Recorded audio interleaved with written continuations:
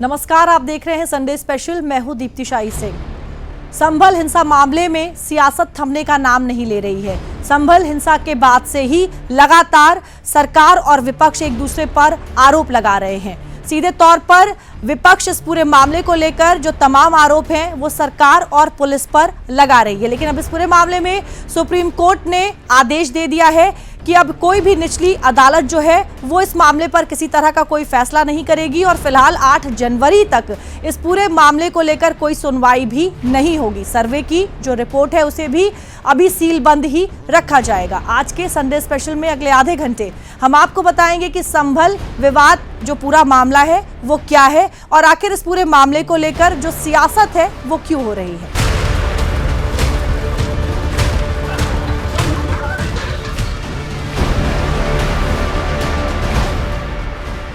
संभल की हिंसा की आग में सुलगने के किस्से के 7 दिन हो गए हैं। हिंसा का किस्सा अब इतिहास का हिस्सा बनता जा रहा है। हालात सामान्य हो रहे हैं, लेकिन सियासत है कि उसे हर हाल में जिंदा रखना चाहती है। राजनीति में किसी मुद्दे को भुनाना कला है तो राजनेता उसके सबसे बड़े कलाकार हैं। संभल का मुद्दा इसकी ताजा वानगी है। जरा इन तस्वीरों को देखिए। तस्वीरें लखनऊ की हैं। नेता सपा के हैं। पुलिस जिन्हें रोक रही थी वो विधानसभा में नेता प्रतिपक्ष माता प्रसाद पांडे हैं। अखिलेश यादव के निर्देश पर माता प्रसाद पांडे की अगुवाई में सपा का डेलीगेशन संभल जाने पर आमादा था। अब सियासत की त्रासदी देखिए। जिस समाजवादी पार्टी पर संभल में हिंसा कराने का आरोप लगा है वही समाजवादी पार्टी संभल की जनता की सबसे बड़ी हितैषी बनना चाहती है। सपा 15 सदस्यों के अपने डेलीगेशन को संभल भेजने पर आमादा थी। हालांकि प्रशासन ने उनके सियासी मंसूबे पर पानी फेर दिया। प्रतिनिधि मंडल में शामिल सपा नेताओं को प्रशासन द्वारा उनके घरों पर ही रोक दिया गया। सपा के प्रदेश अध्यक्ष श्यामलाल पाल को नजरबंद कर दिया गया। फिर क्या, जब सपा नेताओं की सियासत नहीं चमकी उसकी हताशा उनके बयानों में झलकी। समाजवादी पार्टी का डेलीगेशन संभल जाना था। हम सब लोग शांति के पक्ष में हैं। वहाँ शांति हो, लोगों को न्याय मिले और न्याय मिलना जरूरी है। हमको एक नोटिस देनी चाहिए नियमानुसार कि साहब हमारे यहाँ ये स्थिति, आप नहीं जा सकते। तो लिखित नोटिस तो कुछ दिया नहीं इन्होंने, केवल पुलिस लगा दी। लिखित नोटिस देना चाहिए। पहले 3 दिन के लिए आपको है कि वहाँ पर जो 5 लोगों की हत्या हुई है उनके परिवार के लोग बहुत दुखी हैं। हम लोग उनसे मिल करके उनको सांत्वना देंगे। जो लोग घायल हुए हैं उन लोगों को मिलेंगे और हमारा उद्देश्य वहाँ पर शांति अमन कायम करना है। और जो अधिकारी जिम्मेदार हैं वहाँ के डीएम और एसएसपी उनको हटाया जाए और हाई कोर्ट के वर्तमान किसी न्यायाधीश से जांच कराई जाए। संभल हिंसा के 7 दिनों बाद वहां हालात सामान्य हो रहे हैं, लेकिन शायद सपा को ये मंजूर नहीं है। वो संभल जाने की जिद पर अड़े हैं। सपा के डेलीगेशन के संभल जाने की कोशिशों से प्रदेश की सियासत गर्मा गई है। योगी सरकार के मंत्री सपा अध्यक्ष अखिलेश यादव की मंशा पर सवाल खड़े कर रहे हैं। में जो घटना घटित हुई उस घटना के अगर मुख्य अपराधी के रूप में देखा जाए तो वह समाजवादी पार्टी है। उपचुनाव में समाजवादी पार्टी की जो करारी पराजय हुई है, जो उनको जख्म लगा है, वह जख्म वो भुला नहीं पा रहे। प्रतिनिधि मंडल समाजवादी पार्टी के माध्यम से भेजना यह एक नौटंकी है, वोट बैंक साधने की राजनीति है। देखिए, समाजवादी पार्टी के मुखिया अखिलेश यादव जी को अपने गिरेबान में झांकना चाहिए। संभल की जो घटना है ये समाजवादी पार्टी के संरक्षित अपराधियों की देन है। जो संभल के अपराधी हैं वो सब समाजवादी हैं। अखिलेश यादव जी को प्रदेश की, देश की जनता से माफ़ी मांगनी चाहिए। हर स्थिति में हम वहाँ कानून के राज को मेंटेन करेंगे। और समाजवादी पार्टी के जो सांसद विधायक आपस में सिर फटौवल कर रहे हैं, अखिलेश यादव जी को पहले अपनी पार्टी को संभालना चाहिए, फिर कहीं राजनीतिक बयानबाजी करनी चाहिए। संभल में सपा अपनी सियासी रोटी सेकने में लगी है तो यूपी में उसकी सहयोगी कांग्रेस भी इसमें खुद को पीछे नहीं रखना चाहती है। सपा से कदम ताल मिलाते हुए कांग्रेस ने भी अपना प्रतिनिधि मंडल संभल भेजने का ऐलान कर दिया है। भ्रष्टाचार अन्याय जहाँ हो रहा है सबको डट के खड़ा रहना चाहिए। हम सब लोगों ने भी पहले से कार्यक्रम घोषित किया था। हम 2 तारीख को वहाँ जा रहे हैं और पूरा, क्योंकि 1 तारीख तक इन्होंने रोक लगा रखी थी पहले, अब आगे की जानकारी मुझे नहीं है, इसलिए हमने 2 तारीख का किया कि उनकी जानकारी जो डिस्ट्रिक्ट एडमिनिस्ट्रेशन ने 1 तारीख तक रोका है, 2 को कांग्रेस का डेलीगेशन हम लोग 9 बजे प्रदेश कांग्रेस कार्यालय से निकलेंगे। सियासी दल संभल में किसी भी प्रकार के मौके को भुनाने में गुंजाइश नहीं रखना चाहता है, लेकिन योगी सरकार का सख्त प्रशासन सियासतदारों से 2 कदम आगे की तैयारी कर रखा है। प्रशासन द्वारा संभल के हालात को सामान्य करने के लिए अब 10 दिसंबर तक बाहरी व्यक्ति के प्रवेश पर रोक लगा दी गई है। हालांकि प्रशासन के इस फैसले के बाद प्रदेश में इसको लेकर और भी सियासी ड्रामा देखने को मिल सकता है, लेकिन संभल की शांति के लिए फिलहाल ये सबसे जरूरी कदम है। संभल में किस घटना को लेकर ये सियासत हो रही है, पहले उस घटना और उससे जुड़े इतिहास को जान लेते हैं, फिर आपको इस पूरी घटना के पीछे की कॉन्स्पिरेसी थ्योरी को भी बताएंगे।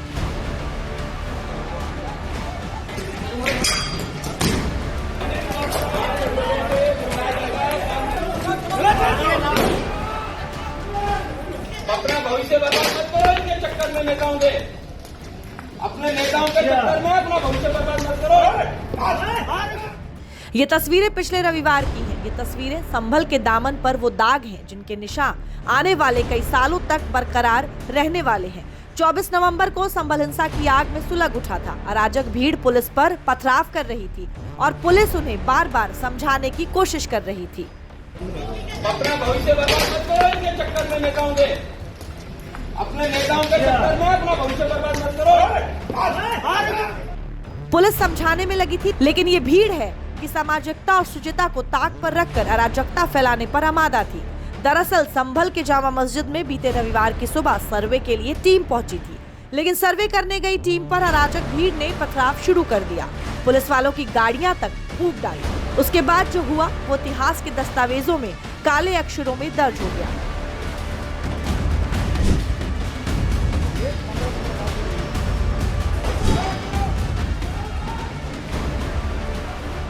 जनपद संभल में आज माननीय न्यायालय के आदेशानुसार एक जामा मस्जिद है, उसके सर्वे का आदेश हुआ था।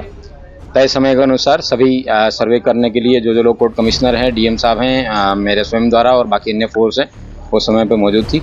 कुछ लोगों द्वारा उस सर्वे का विरोध करने के लिए लोगों को इकट्ठा किया गया और इकट्ठा करने के बाद में उन्होंने सर्वे जब चल रहा था उस समय उन्होंने पुलिस पर पत्थरबाजी करना शुरू किया। पुलिस ने उसका जवाब दिया है और उन लोगों द्वारा कुछ पुलिस के सब इंस्पेक्टर्स हैं और उनकी गाड़ियां जो जामा मस्जिद के परिसर के पास में खड़ी थी उनमें आग भी लगाई गई है। उसकी वजह से कुछ प्रॉपर्टी है उसको हानि भी हुई है, लेकिन वर्तमान में जो कानून व्यवस्था है वो कंट्रोल में है। सभी जगह शांति व्यवस्था व्याप्त है। दरअसल जामा मस्जिद में पहले हरिहर मंदिर होने के दावे को लेकर हिंदू पक्ष कोर्ट पहुंचा है। कोर्ट के आदेश के बाद मस्जिद में सर्वे की प्रक्रिया चल रही है। जामा मस्जिद में ये 5 दिनों में दूसरा सर्वे था। इससे पहले कब सर्वे हुआ था और पूरा मामला क्या है वो भी जान लीजिए। हिंदू पक्ष की ओर से अधिवक्ता विष्णु शंकर जैन ने सिविल जज सीनियर डिवीजन न्यायालय में रिट दायर कर जामा मस्जिद को हरिहर मंदिर बताते हुए सर्वे की मांग की। 19 नवंबर को कोर्ट ने सर्वे का आदेश दिया था। कोर्ट कमिश्नर की मौजूदगी में 19 नवंबर को मस्जिद परिसर में सर्वे हुआ था। हालांकि तमाम बवाल के बाद भी संभल में रविवार को सर्वे का काम पूरा कर लिया गया था। सर्वे कंप्लीट हो चुका है और सर्वे टीम को सुरक्षित हमने अपनी जगह पे पहुंचा दिया है और बाकी जो चीजें हैं वो अभी कंट्रोल में है। जो भी दंगाई हैं या जो भी शरारती तत्व हैं उन पर कठोर कार्रवाई की जाएगी और किसी को भी बख्शा नहीं जाएगा। यह दोबारा जारी हुई। सुबह 7:30 बजे से 10 बजे तक ये कमीशन की कार्रवाई हुई और मैं आपके सामने बताना चाहता हूं कि जो फीचर्स हैं, जितनी चीजें हैं, उसकी वीडियोग्राफी फोटोग्राफी हो चुकी है एडवोकेट कमीशन महोदय द्वारा और अब ये सर्वे पूर्ण हो चुका है। संभल हिंसा के बाद कई सवाल भी खड़े हुए। सबसे बड़ा सवाल था कि क्या संभल की हिंसा किसी सोची समझी साजिश का हिस्सा थी? पुलिस के हाथ जो सबूत लगे हैं वो तो उसी तरफ इशारा कर रहे थे।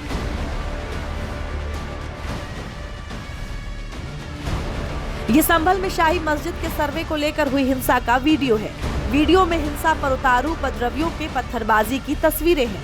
संभल प्रशासन ने ऐसे 3 वीडियो जारी किए हैं। तस्वीरों में साफ दिख रहा है कि मुंह पर सफेद कपड़ा बांधे एक उपद्रवी पत्थर फेंकता नजर आ रहा है। इस पत्थरबाज के पीछे एक लाल रंग की टी-शर्ट पहने एक दूसरा उपद्रवी सामने खड़ी सफेद कार के शीशे पर पत्थर मारता दिख रहा है। इसने भी अपना मुंह कपड़े से ढक रखा है। अब देखिए इस वीडियो में बिना मुंह पर कपड़ा बांधे एक और उपद्रवी सफेद कार के शीशे पर पड़े पत्थर को फेंकता है। वीडियो को देखें तो लगता है कि उपद्रवियों को ये पता चल गया था कि कोई वीडियो बना रहा है, तो एक पत्थरबाज ने उसे निशाना बनाकर पत्थर फेंका।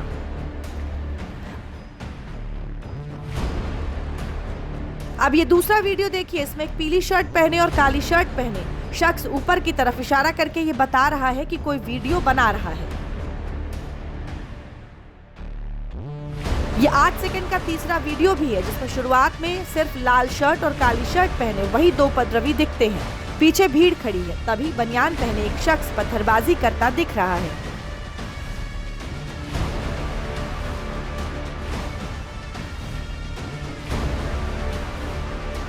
सोमवार को प्रशासन ने पत्थरबाजी के 3 वीडियो जारी किए। तीनों वीडियो के आधार पर उपद्रवियों की पहचान की जा रही है। संभल हिंसा के कुछ और वीडियो प्रशासन द्वारा जारी किए गए हैं, उन्हें भी देख लीजिए। सड़कों पर इकट्ठा ये भीड़, उस भीड़ में कईयों के चेहरे पर नकाब और नकाब के पीछे साजिश को अंजाम देने की मंशा। संभल हिंसा से ठीक पहले का ये वीडियो प्रशासन ने जारी किया है।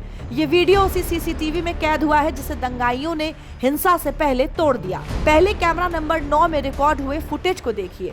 भीड़ में काला कपड़ा पहने एक उपद्रवी की नजर अचानक सीसीटीवी पर पड़ती है। वो कैमरे की तरफ इशारा करते हुए बढ़ता है। तब तक किसी और दंगाई ने कैमरे को पीछे से तोड़ दिया।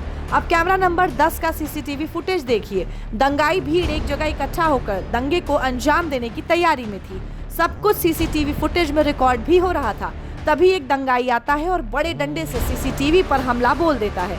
भीड़ पहले उसे रोकती है, लेकिन थोड़ी देर मशवरा करने के बाद फिर वो दंगाई युवक आता है और इस बार कैमरे को तोड़ देता है। कैमरे की टाइमिंग पर गौर करें तो एक फुटेज सुबह 9:14 का है, तो दूसरा 9:43 का है। जबकि संभल में दंगा सुबह 10 से 11 बजे के करीब भड़का था, यानी दंगाइयों का मकसद पहले से ही क्लियर था। संभल हिंसा में प्रशासन के द्वारा जारी इन वीडियोस और वहां के हालात पर कुछ सवाल और साजिश के कुछ इशारे दोनों ही दिख रहे हैं। क्या शाही मस्जिद के सर्वे को लेकर बड़े पैमाने पर हिंसा की साजिश रची गई? हिंसा के लिए क्या उपद्रवियों ने पत्थर पहले से जमा किए थे? उपद्रवी क्या स्थानीय थे या फिर हिंसा के लिए बाहर से लाए गए थे? गाड़ियों में आग लगाने के लिए पेट्रोल या केरोसिन तेल का इस्तेमाल क्या पहले से था? क्या इस हिंसा के पीछे सियासी ताकतें भी लगी हैं? ये कुछ ऐसे सवाल हैं जिनकी तलाश पुलिस को भी है। संभल हिंसा में साजिश के तार सियासत से भी जुड़ते हैं। ऐसे में यह हिंसा पहले से सोची समझी साजिश का हिस्सा भी हो सकती है।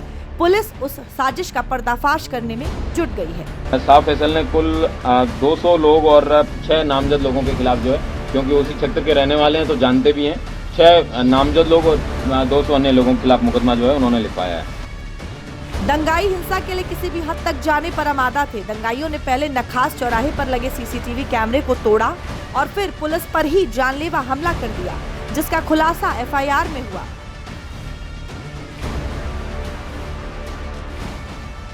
एफआईआर रिपोर्ट के अनुसार सुनियोजित साजिश करके भीड़ को उकसाया गया। दंगाइयों ने पुलिस से पिस्तौल, टीयर गन और कारतूस लूटा। जान लेने के मकसद से पुलिस पर फायरिंग भी की। दंगाइयों ने पुलिस की गाड़ी में भी आग लगा दी। सब इंस्पेक्टर शाह फैजल की तरफ से दर्ज कराई गई एफआईआर की जो कॉपी सामने आई है, उसमें 6 लोगों पर नामजद और करीब 200 अज्ञात लोगों पर एफआईआर दर्ज किया है। शाह फैजल ने गुलबुद्दीन, हिकमतयार, सुल्तान आरिफ, हसन, मुन्ना फैजान और समद पर नामजद एफआईआर दर्ज कराई है।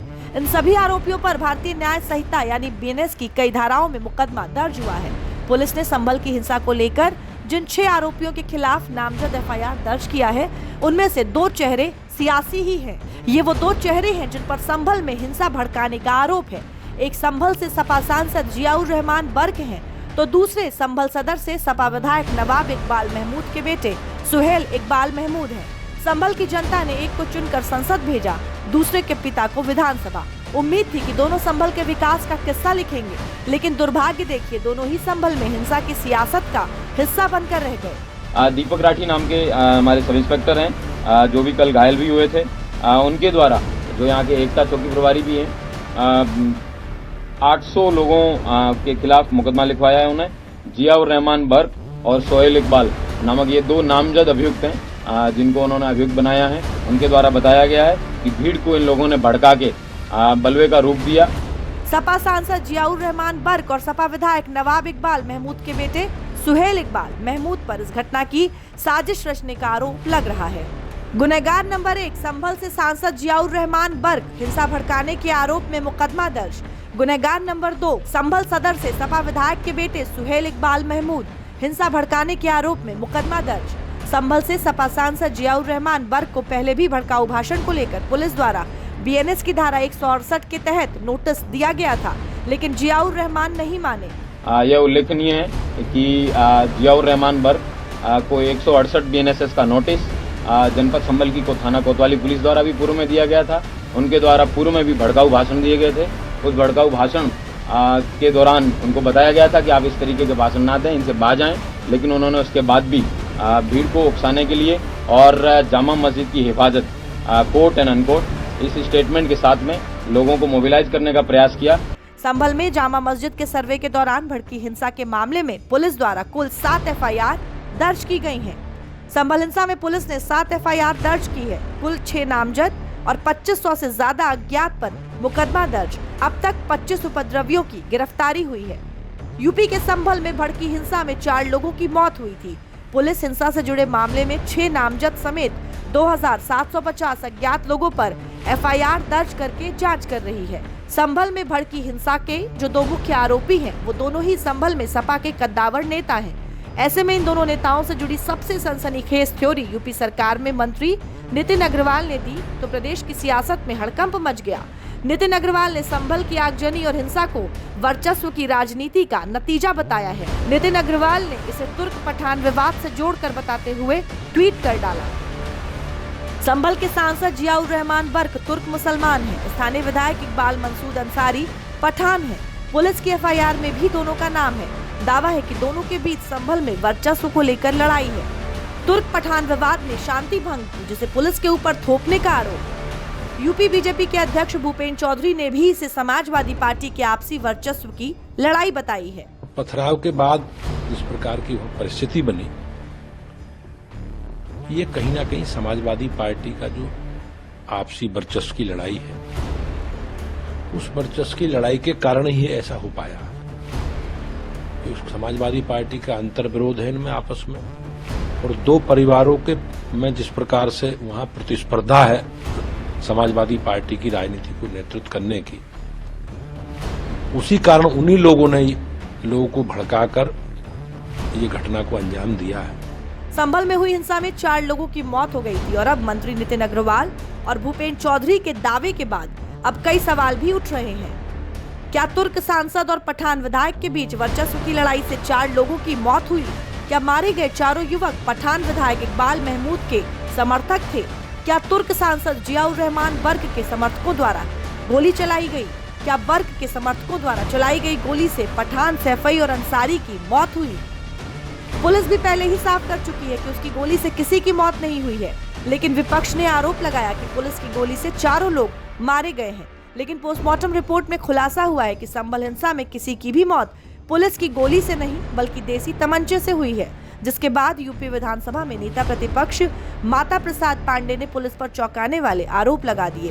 हालांकि माता प्रसाद के आरोपों का बीजेपी की तरफ से कड़ा पलटवार भी मिला। हकीकत यह है, पुलिस बहुत आप इनके कार्यकलापों को बहुत दिनों से देखते आ रहे हैं। जब ये गोली चलाने की बात करते हैं तो सरकारी बंदूक से गोली कम चलाते हैं। प्राइवेट हमने अपने आंख से देखा है, कई लोग अपने प्राइवेट असलहे जो रखते हैं वो भी लेके पुलिस वाले चलते हैं, इसलिए उसका प्रयोग नहीं करते क्योंकि उसमें ये फंस जाएंगे। सरकारी गोली बरामद हो जाएगी, सरकारी बंदूक बरामद हो जाएगी, पता चल जाएगा, तो इसमें सीधे मुलजिम। आपने देखा होगा जिस प्रकार से लोगों ने पथराव किया, उपद्रव किया, पुलिस पर भी पथराव उपद्रव किया, पुलिस के पैरों में भी गोलियां लगी, कई लोग पुलिस के भी लोग घायल हुए, अधिकारी घायल हुए। तो अब जानबूझ के कोई अपने पैरों में तो गोली मारेगा नहीं अपने, या अपने ऊपर कोई फायरिंग कराएगा नहीं। जिस प्रकार से उपद्रवियों ने इस घटना को अंजाम दिया है, वो निश्चित रूप से मैं कह सकता हूं कि उसी घटना का में ये लोग सब स्थिति बनी है। और पोस्टमार्टम रिपोर्ट में भी जिस प्रकार के जिन असलों का इस्तेमाल किया गया, सामान्यतः पुलिस वो नहीं रखती है अपने पास। संभल की घटना के बाद जमकर सियासत हो रही है। हिंसा को लेकर कई थ्योरी भी सामने आ रही है, लेकिन जो सबसे बड़ा सवाल है वो ये है कि क्या संभल की जामा मस्जिद में सच में हिंदू मंदिर था? इसको लेकर किसके क्या दावे हैं और उन दावों के पीछे के तथ्य क्या हैं, वो भी समझ लेते हैं। सवाल है कि संभल की शाही जामा मस्जिद क्या वाकई में कभी हरिहर मंदिर थी? क्या ये शाही जामा मस्जिद हिंदुओं के हरिहर मंदिर को ध्वस्त करके बनाई गई थी? क्या मस्जिद में ऐसे कई संकेत और अवशेष मौजूद हैं जो इसकी प्राचीनता और हिंदू मंदिर से जुड़े होने की ओर इशारा करते हैं? क्या ये वाकई में मस्जिद ही है या फिर एक हिंदू मंदिर? आखिर क्यों इसके सर्वे की जरूरत पड़ी? ये सब ऐसे सवाल हैं जो पिछले कुछ दिनों से लोगों के ज़हन में उठ रहे हैं। मामला धर्म से जुड़ा है और इस पर विवाद भी खूब हो चुका है, लिहाजा इन सभी सवालों का जवाब हम आपको देंगे, पर सिलसिलेवार तरीके से। सबसे पहले आप इसको लेकर ये समझिए कि पूरा मामला शुरू कैसे हुआ। ये सारा विवाद संभल जिला कोर्ट में ऋषिराज नाम के शख्स की एक याचिका से शुरू हुआ। याचिका में ऋषिराज ने दावा किया कि शाही जामा मस्जिद हिंदू देवता के मंदिर के ऊपर बना है, लिहाजा हिंदू देवता के मंदिर की सत्यता के लिए सर्वे होना चाहिए। इसके बाद जिला अदालत ने सर्वे का निर्देश दिया। पहली बार जब सर्वे हुआ तो सब कुछ शांतिपूर्ण तरीके से हो गया, लेकिन जब दूसरी बार टीम सर्वे करने पहुंची तो मामला बिगड़ गया। संभल में सदियों से खड़ी शाही जामा मस्जिद को लेकर पहले भी हिंदू पक्ष कई बार दावा कर चुका है कि ये हिंदू मंदिर है, जबकि मुस्लिम पक्ष का अपना दावा है और इसीलिए कोर्ट में याचिकाएं लगी और मामला कोर्ट में चल भी रहा है। और इसी सिलसिले में बीते दिनों सर्वे किया जा रहा था। जब पूरा हंगामा हुआ, लिहाजा अब इस मस्जिद को लेकर किए जा रहे दोनों पक्षों के दावों को समझना सबसे पहले जरूरी हो जाता है, तब इसका इतिहास भी आपको समझ में आएगा। हिंदू पक्ष का दावा है कि मुगल बादशाह बाबर ने इस मस्जिद को मंदिर तोड़कर बनवाया था। मुस्लिम पक्ष कहता है कि ये बात गलत है। हिंदू पक्ष ने जो दावा किया है उसके लिए कोर्ट में उसने 3 सबूत दिए हैं, जिसमें 2 किताब और 1 रिपोर्ट है। मुस्लिम पक्ष कहता है कि शाही जामा मस्जिद एकदम साफ जमीन पर बनाया गया था। हिंदू पक्ष ने इसको लेकर बाबरनामा और आईने अकबर की किताब का हवाला दिया है और एएसआई रिपोर्ट को भी अपने दावे का आधार बताया है। मुस्लिम पक्ष मस्जिद को एक ऐतिहासिक धरोहर बता रहा है। हिंदू पक्ष दावा कर रहा है कि जामा मस्जिद प्राचीन हरिहर मंदिर थी, जहां पर कलयुग में विष्णु के दशावतारों में से एक कल्कि का अवतार होने वाला है। वहीं मुस्लिम पक्ष इस दावे को सिरे से खारिज कर रहा है। मुस्लिम पक्ष का कहना है कि मस्जिद में हिंदू मंदिर होने के कोई सबूत नहीं है, लिहाजा कोर्ट में हिंदू पक्ष ने मस्जिद के खिलाफत में जो सबूत रखे हैं उसमें क्या है ये जानना जरूरी हो जाता है। सबसे पहले एएसआई की रिपोर्ट को समझते हैं, क्योंकि ये मस्जिद अभी एएसआई के अंतर्गत ही आती है। एएसआई की रिपोर्ट 1874 से 1875 की है। 1879 में तैयार किया गया था।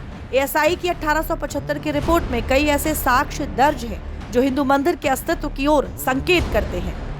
मस्जिद के हिंदू खंभे मुस्लिम खंभों से अलग हैं और विशुद्ध हिंदू वास्तुकला का प्रतीक हैं।